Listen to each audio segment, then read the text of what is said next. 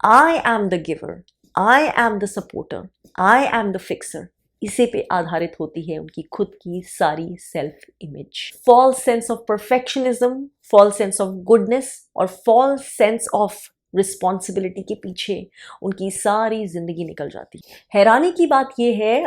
कि जैसे टेरी कोल ने भी बताया बहुत सारे अपने क्लाइंट्स के एक्सपीरियंसेस के थ्रू कि जो हाई फंक्शनल को डिपेंडेंस होते हैं, ऑफन अगर उन्हें बोला जाए कि वो को डिपेंडेंस है तो they will be really surprised, या वो बहुत रेजिस्टेंट होंगे ये एक्सेप्ट करने के लिए भी, क्योंकि उनकी नज़र में उनकी टिपिकल पर्सनैलिटी वैसी है ही नहीं जो किसी को डिपेंडेंट की होती है ना। उन्हें अपनी लाइफ में ऐसे कुछ डायनेमिक या ऐसे कोई चीज़ नज़र आती है जिसके आधार पर वो बोले कि हम किसी को डिपेंडेंट रिलेशनशिप में हैं। को डिपेंडेंस क्या होता है, को डिपेंडेंसी क्या होता है, आई एम श्योर इसका आपको कुछ कुछ अच्छे से आइडिया लगना शुरू हो गया होगा, स्पेशली अगर आपने इस टॉपिक के ऊपर मेरा सबसे पहला वीडियो देखा है तो। इस टर्म का यूज सबसे पहले उन लोगों के को मद्देनजर रखते हुए शुरू हुआ था जो लोग स्पेशली किसी अल्कोहलिक के साथ क्लोज रिलेशनशिप्स में होते थे, जैसे कि उनका स्पाउस या फिर कोई और फैमिली मेंबर या फिर उनके बच्चे, और एक पर्टिकुलर रिलेशनशिप के डायनेमिक में अपने आप को फंसा पाते हैं। लेकिन ऑब्वियसली इस टर्म का इस्तेमाल सबसे पहले जिस भी पर्पस के लिए हुआ था, इतने सालों में ये बहुत क्लियर हो चुका है कि को डिपेंडेंस सिर्फ उन लोगों को नहीं कहते हैं जो किसी अल्कोहलिक के या किसी सब्सटेंस अब्यूज एडिक्ट के साथ रिलेशनशिप में होते हैं। ये टर्म और भी बहुत सारे लोगों को डिफाइन करता है जो को डिपेंडेंसी के पैटर्न्स डिमॉन्स्ट्रेट करते हैं। और ये बिल्कुल जरूरी नहीं है कि सभी को डिपेंडेंस वो लोग हों जो किसी हाईली टॉक्सिक या कोई इस तरह की रिलेशनशिप में हो जो ऑब्वियसली किसी को भी देखने से डिस्ट्रक्टिव, सैबोटाजिंग या बहुत ज्यादा अनहेल्दी या डिस्फंक्शनल लगेगी। और इसीलिए मैंने अपने उस वीडियो में ये भी बोला था कि ध्यान रखिए, जरूरी नहीं है कि को डिपेंडेंसी को पहचानना बहुत आसान हो या हम इमीडिएटली समझ पाए कि क्या हमारे अंदर या हमारे आसपास वालों में कोई को डिपेंडेंट के ट्रेट्स हैं या नहीं है। हाई फंक्शनिंग कोडिपेंडेंट, ये टर्म यही डिफ्रेंशिएशन करता है। ये टर्म सबसे पहले इस्तेमाल किया था साइकोथेरेपिस्ट टेरी कोल ने उन लोगों को डिफाइन करने के लिए जो ऐसे रिलेशनशिप्स में नेसेसरली नहीं है जो एक ट्रेडिशनली कोडिपेंडेंस के लिए माने जाते थे। ये टर्म स्पेसिफिकली उन लोगों के लिए इस्तेमाल होता है जो ऑन द सरफेस ऐसे लगता है कि एक नॉर्मल ठीक ठाक जिंदगी जी रहे हैं या फिर एक एक्सेसिवली अच्छी जिंदगी भी जी रहे हैं। हो सकता है इस तरह के कोडिपेंडेंस अपने प्रोफेशन में बहुत सक्सेसफुल हो, बहुत ज़्यादा कामयाब हो, बहुत ज़्यादा फाइनेंशियली इंडिपेंडेंट भी हो, या किसी भी तरह से उनकी जो लाइफ है वो एक बहुत अच्छी लाइफ लगती है, एक बहुत वेल सेटल्ड लाइफ लगती है, इमोशनली रेगुलेटेड लाइफ लगती है, एक हैप्पी फैमिली वाली लाइफ लगती है जहाँ पर सब कुछ ऐसे लगता है कि जिस तरह से जिस बैलेंस में होना चाहिए वैसे ही है, हंसता खेलता परिवार है, सोशल सर्कल अच्छा है, सब कुछ ठीक से चल रहा है। अगर एक नॉर्मल इंसान की नज़र से देखिए तो ऐसी लाइफ में कुछ खास कमी या कुछ एक्सेप्शनल डिसफंक्शन या टॉक्सिसिटी के ट्रेट्स कुछ नज़र नहीं आते हैं। हाई फंक्शनिंग कोडिपेंडेंस किसी ना किसी स्तर पे, किसी ना किसी लेवल पर, किसी ना किसी तरीके से, चाहे प्रोफेशनली हो, पर्सनली हो या फिर सोशली हो, कम्युनिटी में हो, हाई अचीवर्स हो सकते हैं, परफेक्शनिस्ट हो सकते हैं, हो सकता है उन्होंने बहुत सारे रोल्स लिए हों, बहुत सारी रिस्पॉन्सिबिलिटीज ली हो, उनका काफ़ी स्टेटस भी हो। ये पेरेंट्स भी हो सकते हैं, मदर्स या फादर्स, ये स्पाउसेस हो सकते हैं, सन्स एंड डॉटर्स हो सकते हैं, ये सन इन लॉ हो सकता है, ये डॉटर इन लॉ हो सकती है, ये आपके वर्क पे कोलीग्स हो सकते हैं, आपके कम्युनिटी में आपके नेबर्स हो सकते हैं, या आपके रेजिडेंशियल एसोसिएशन के हेड हो सकते हैं। कोई भी रोल में आपको हाई फंक्शनिंग कोडिपेंडेंस मिल सकते हैं और ये कोई भी कॉम्बिनेशन ऑफ कैरेक्टरिस्टिक्स इनमें दिख सकते हैं। लेकिन सबसे बड़ा जो डिफाइनिंग फैक्टर होता है वो यही होता है कि देखने में लगता है कि सब कुछ अच्छा है, सब कुछ नॉर्मल है या बहुत एक्सेप्शनली गुड है, लेकिन जब हम सरफेस के नीचे थोड़ा सा खरोचते हैं या वो इंसान अगर अपने बारे में समझने की कोशिश करता है और सरफेस के नीचे खरोच के खुद को देखने लगता है तो वो रियलाइज करता है कि वो तो एक्चुअली एक हाई फंक्शनिंग कोडिपेंडेंट है। फंक्शनल, जो चीज सही है, अप्रोप्रिएट, सही, ठीक तरीके से फंक्शन कर रही है, आप ठीक से फंक्शनल है, आप जितना जरूरी है, जितना सही है, जितना फेयर है, जितना रीजनेबल है, जितना ठीक है, पर्याप्त है, अप्रोप्रिएट है, उस तरह से फंक्शन करते हैं, ना उससे ज्यादा ना उससे कम। हाई फंक्शनिंग कोडिपेंडेंस की डिफाइनिंग नीड ही ये होती है कि वो जरूरत से ज्यादा डिसफंक्शनल होते हैं, ओवर होती है उनकी ये need to prove that they can take care of everything and everyone, to prove deep inside with this need कि savior हर चीज के करता धरता वही है, और अगर वो ध्यान नहीं रखे किसी सिचुएशन का, चाहे वो ऑफिस में हो या घर पे हो,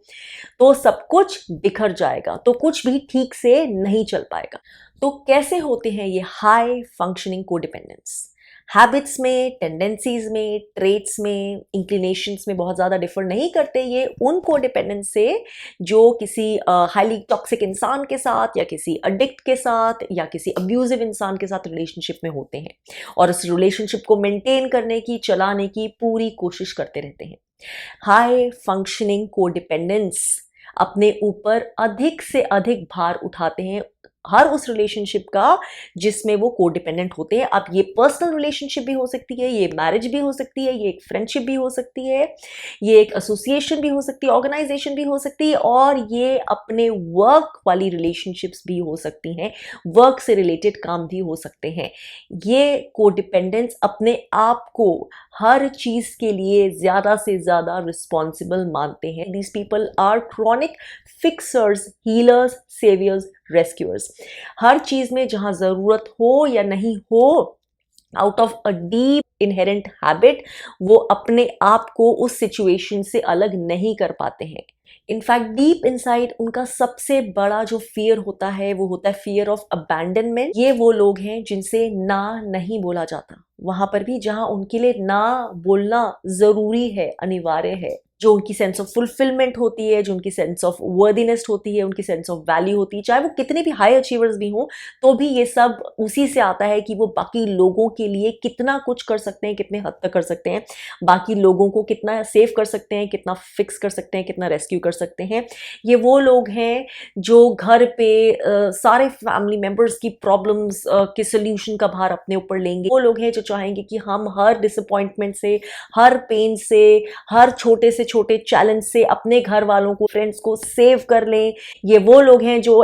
बिन मांगे लोगों को हर चीज के लिए सोल्यूशन देंगे। घर पे कोई आ जाए तो वो, ऑफिस पे कोई है तो वो। ये वो लोग हैं जो बिन मांगे और ऑफन एक्सेसिव एडवाइस देते हैं। ये वो लोग हैं जो काम पर भी सारे अपने काम करने के बाद, अपनी रिस्पॉन्सिबिलिटीज पूरी तरह से निभाने के बाद, अपने फेयर शेयर ऑफ वर्क करने के बाद, अपने बाकी कोलीग्स का, बाकी वर्कमेट्स का काम भी ले लेंगे। अगर कोई और इंसान अपना काम समय पर नहीं कंप्लीट कर पा रहा है या उसके लिए कोई और ऑब्लिगेशन आ गई है या वो जल्दी नहीं आ सकता या लेट नहीं स्टे कर सकता, वो वॉलंटियर करेंगे, वो अंदर स्टेप इन कर लेंगे हर एक को रेस्क्यू करने के लिए कि मैं कर लूंगा, मैं रात तक जाग लूंगा, मैं ये मीटिंग की प्रिपरेशन कर लूंगा, मैं ये सारी फाइल्स देख लूंगा। अगर उनकी लाइफ में जो लोग हैं, चाहे वो वर्क कोलीग हो या कोई फ्रेंड हो या रिलेटिव हो, किसी की कोई भी तरह की प्रॉब्लम चल रही है, तो वो उस प्रॉब्लम में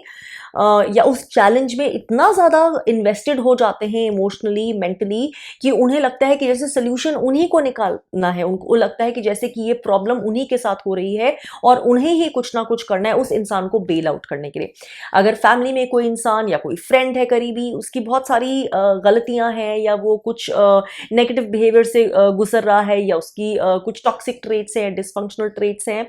तो वो उन गलतियों को छुपाएंगे, उनको कवर अप करेंगे, उनके लिए बहाने बनाएंगे। So they try to be the do gooder. वो अपने आप को इमेजिन करेंगे, maybe on a subconscious level, consciously नहीं भी, तो कि हम बहुत ज्यादा अच्छे हैं, हम सबका ध्यान रखते हैं, हम बहुत ज्यादा काइंड हैं, हम बहुत ओवर कंपैशनेट हैं। And these are the kind of people जो सारी दुनिया का भार एक्सेसिवली उठाने के चक्कर में, सारी दुनिया को सेव करने के चक्कर में, सारी दुनिया के बर्डन्स और रिस्पॉन्सिबिलिटीज अपने ऊपर लेने के चक्कर में, अपनी सेल्फ केयर को, अपनी वेलबींग को, अपनी हेल्दी बाउंड्रीज को, अपनी समय की रिक्वायरमेंट को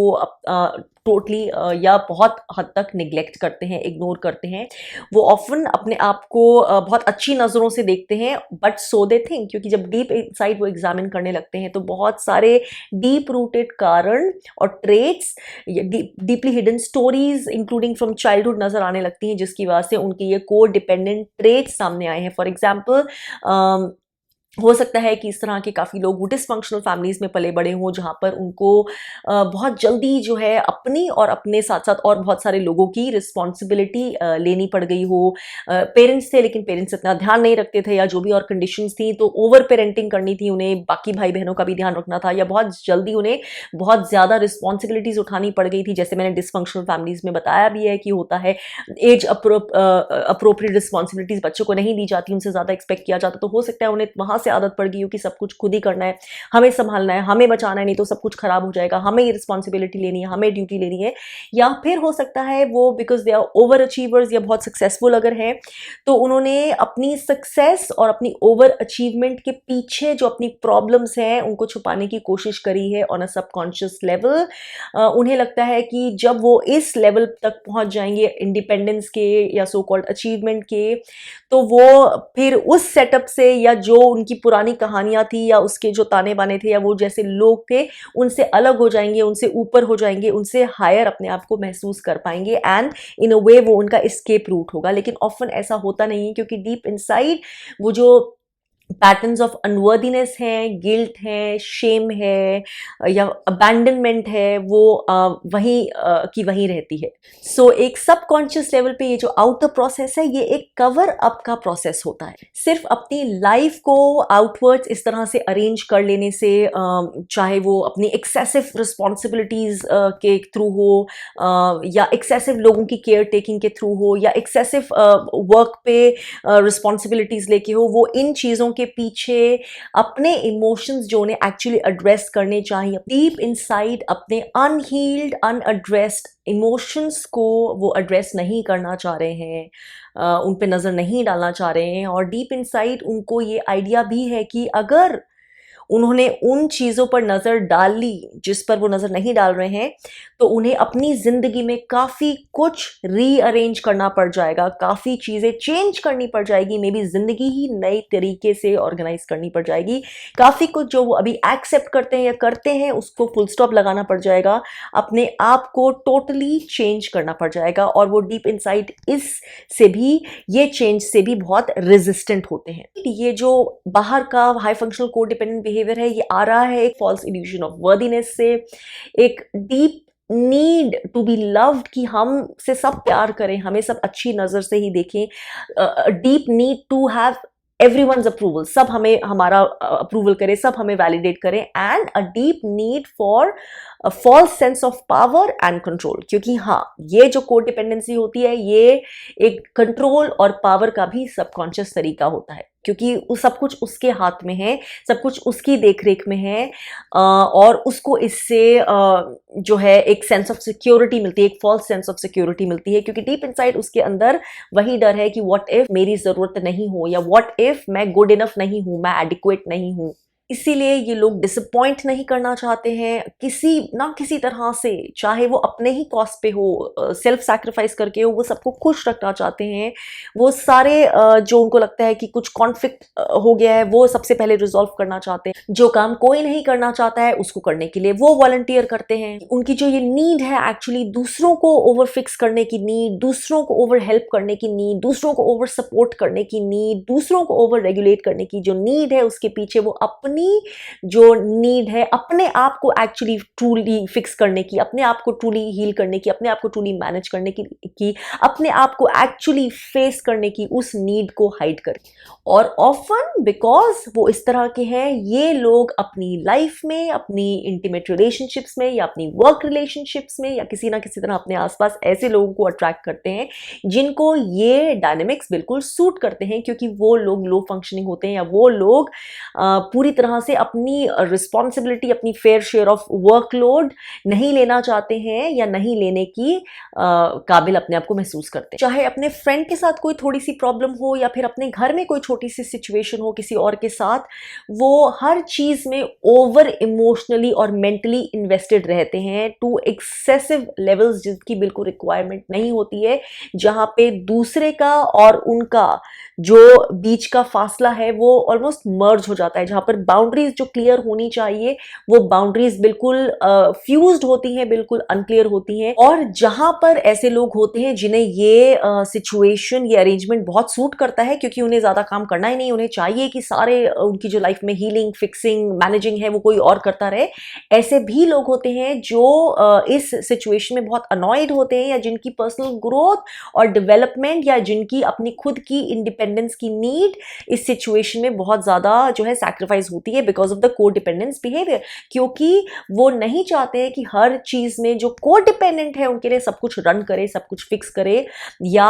उनकी डिसीजन मेकिंग को इन्फ्लुएंस करे, क्योंकि हाई फंक्शनल को डिपेंडेंस की ये आदत भी होती है। और जस्ट लाइक एनी अदर को डिपेंडेंट, क्योंकि वो डायरेक्टली कम्युनिकेशन नहीं कर सकते, क्योंकि वो अपना सच, अपना ट्रूथ, अपनी ट्रू नीड्स, अपने ट्रू इमोशंस, अपने ट्रू ओपिनियंस एक्सप्रेस नहीं करना चाहते हैं, तो वो पुअर वेज में कम्युनिकेशन करते हैं। अगर उन्हें गुस्सा भी आता है, इरिटेशन भी होती है, तो वो बहुत पैसिव अग्रेसिव वे से वो दिखाते हैं। और ऑफन इस तरह के लोग जब ज़रूरत पड़े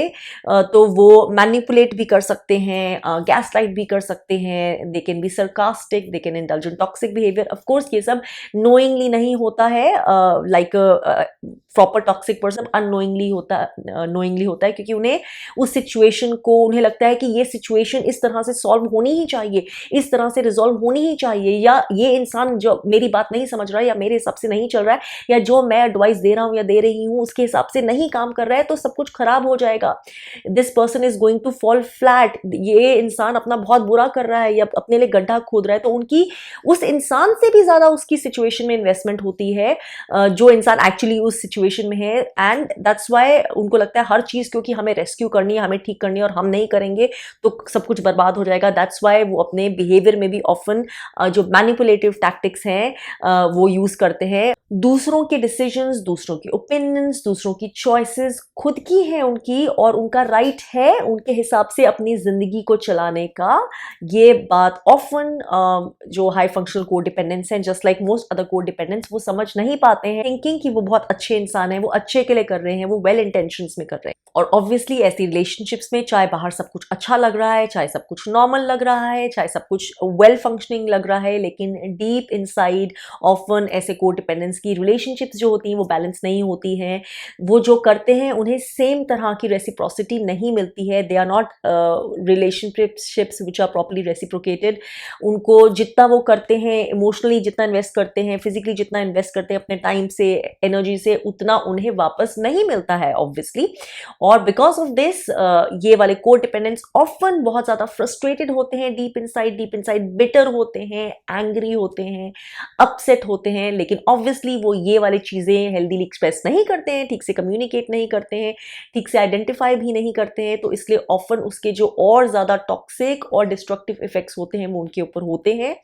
और this also effects them physically, mentally उनकी हेल्थ पे भी इफेक्ट होता है। बाहर से जो रिलेशनशिप्स हैं जो वो बनाए रखने के लिए किसी भी तरह से ये सारे बिहेवियर में इंडल्ज करते हैं, बहुत सारी सिचुएशंस जिनको बरकरार रखने के लिए वो ये बिहेवियर्स में इंडल्ज करते हैं, उनके ऊपर तो ऑब्वियसली धीरे धीरे लॉन्ग टर्म डिस्ट्रक्टिव इफेक्ट्स आते ही आते हैं। तो from the short term to the long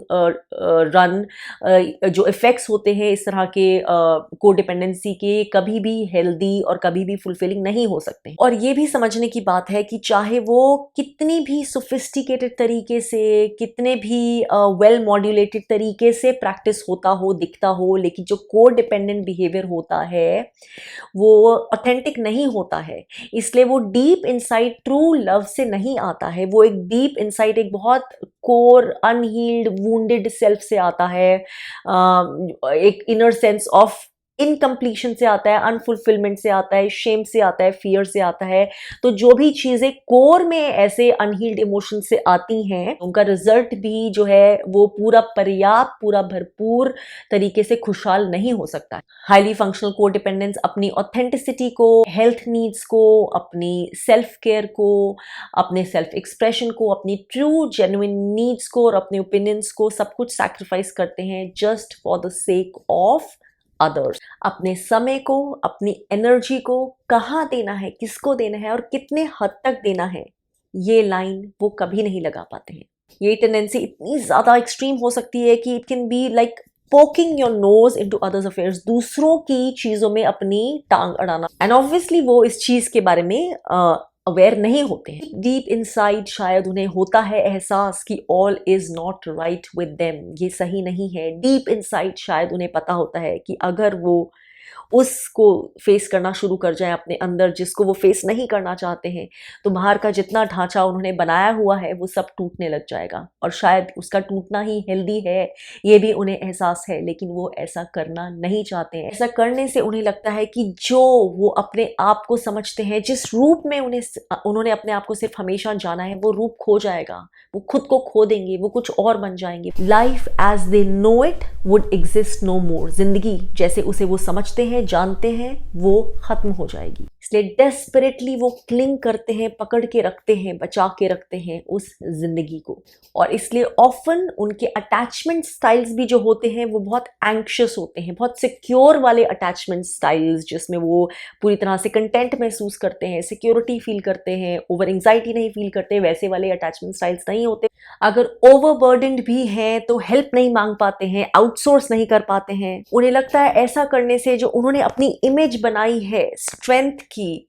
capability की, या उस इंसान की जो हर एक की मदद करता है, वो इमेज खराब हो जाएगी, वो इमेज शैटर हो जाएगी। अपनी खुद की जेन्युइन प्रॉब्लम्स भी ठीक तरह से लोगों को शेयर नहीं करते हैं, अपने अंदर ही रखते हैं, खुल के नहीं बताते हैं, क्योंकि उन्हें बना के रखना है अपनी इमेज की आई एम द स्ट्रॉन्ग पर्सन, मुझे किसी की ज़रूरत नहीं है, लेकिन मैं सबके लिए हमेशा पूरी तरह से अवेलेबल हूँ। बहुत ज़्यादा एक्सट्रीम लेवल पर हो स्पेक्ट्रम पे तो ऑफन यही करते करते ज़िंदगी निकल जाती है और अंत में मिलता कुछ नहीं है सिवाय निराशा के, दर्द के और बहुत सारे हर्ट, पेन, रिजेंटमेंट और बिटरनेस के। जल्दी किसी वीडियो में इस सब्जेक्ट के और पहलुओं के ऊपर रोशनी डालने की कोशिश करूंगी, इंक्लूडिंग कि इससे निकलने के रास्ते क्या होते हैं, कौन से हैं वो पावरफुल स्टेप्स जो हमें मदद कर सकते हैं, को डिपेंडेंसी अगर हमारे अंदर है उसका अंत करने की शुरुआत करने के लिए। टिल देन टेक केयर और अपने अंदर आइडेंटिफाई करने की कोशिश ज़रूर करिएगा कि क्या किसी ना किसी डिग्री या लेवल में आप कोड डिपेंडेंट पैटर्न्स कैरी करते हैं। हो सकता है जवाब पाकर आपको सरप्राइज हो।